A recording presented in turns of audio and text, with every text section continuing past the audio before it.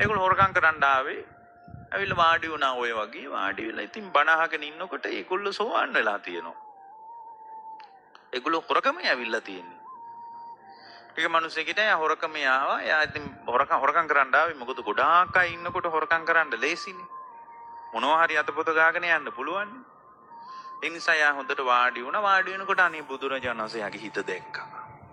එයාගේ හිත දැකලා බුදුරජාණන් වහන්සේ යාටම හරියන්ට යාගේ ආශ්‍රව දැකලා, යාගේ චරිත ස්වභාවය දැකලා, තානාඨාන කුසලතාවය දැකලා, සසර වඩාපු ඉන්ද්‍රිය ධර්ම බල ධර්ම දැකලා ආවට ගියාට මේ ඔක්කොටම හොරුන්ට බුදුරජාණන් බණ කියන්නේ නැහැ.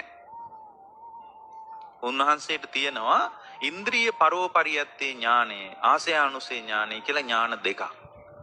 ඒකෙන් උන්වහන්සේ දකින්න එන කෙනා ඉන්ද්‍රිය ධර්ම සසර කොච්චර වඩලාද. ඊට පස්සේ උන්වහන්සේ දකින්න ආසයානුසේ ඥානෙන් යාගේ චරිතය කොහොමද? තානාඨාන කුසලතාවය කොහොමද? කෙලෙසුන්ගේ ස්වභාවය කොහොමද? ඊට පස්සේ යා කෙලෙස් කොච්චර වඩලාද? ධර්මී කොච්චර වඩලාද කියලා ආසයානුසේ ඥානෙන් දැනගන්නවා. එයාගේ චරිත ස්වභාවය පවා දැනගන්නවා. එහෙම දැකලා බුදුරජාණන් දැනගත්තා මෙයාට මේ සෝවාන් වීම පිණිස අවස්ථාව තියෙන කෙනෙක්. සෝවාන් වීමට තරම් ජවයක් තියෙනවා කියලා මේ හොරෙකුට භාග්‍යතුන් වහන්සේ ධර්මයේ කිව්වා. විශාල පිරිසක් ඉද්දී එක හොරෙක් වෙනුවෙන් ධර්මයේ දේශනා කළා. බලන්නේ මහා කරුණාව. මේ බණ අහන්න මාපු අය ඉන්නවා පිටින් හොරෙක් ඇවිල්ලා.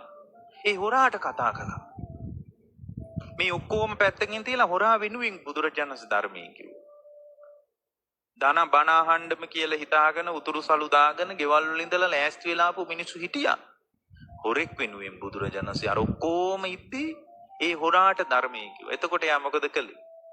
එයා සම්පූර්ණයෙන්ම පින්වත්. එයාගේ සක්කාය දිට්ඨිය බලාගෙන ඉද්දී කැඩිලා ගියා. එයා ආදර ගෞරවයෙන් බුදුරජාණන් වන්දනා කළා.